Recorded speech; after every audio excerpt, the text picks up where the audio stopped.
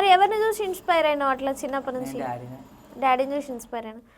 మరి డాడీ ఏమో ఇప్పుడు సైలెంట్ అయిపోతే మరి ఆయన పేరు పడేయకుండా నువ్వు ఉండాలి కదా, ఎందుకు సైలెంట్ అయిపోయాను? ఆయననే ఆపేసిండు, వద్దు ఇవన్నీ వద్దు సెట్ అవ్వమని. లేకపోతే వేరేలా ఉండేదంటావా? లేకపోతే ఇప్పుడు మాల అయినాక వేరేగా చేద్దాం అనుకున్నా కానీ ఇప్పుడు ఆపేసుకో. చెల్లిపల్లి ఎక్కడి వరకు వచ్చింది? చెల్లెపల్లి 1.5 ఇయర్లో అయిపోతుంది. అయిపోతుందా?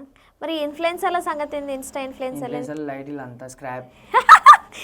నువ్వు ఎందుకు వీడియోలు చేస్తలేదు మరి ఇన్స్టాలో? అనిపిస్తలేదు ఎందుకని? ఇప్పుడు చిన్న చిన్న పోడు వచ్చి నేను అది నేను ఏదని చెప్పి డైలాగ్ కొట్టేసరికి మన మైండ్ వేరేగా పోతుంది. వాళ్ళు టఫ్ కాంపిటీషన్ ఇస్తున్నారా నీకు? కాంపిటీషన్ ఇచ్చా అంతే ఎవరికి లేదు.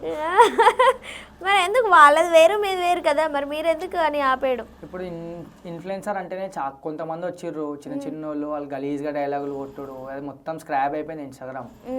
అట్లా ఇంకా మంచి రీల్స్ చేసే వాళ్ళకి గిట్ట స్క్రాప్ అనే పేరు వస్తుంది. చాలా మంది మంచిగా చేస్తారు, కొంతమంది బ్యాడ్గా చేస్తారు, వాళ్ళకి గిట్ట వాళ్ళ వల్ల గలీజ్ పేరు వస్తుంది. చాలా మంది ఆపేసుకోరు ఇన్ఫ్లుయెన్సర్లు పెద్ద పెద్ద గిట్ట.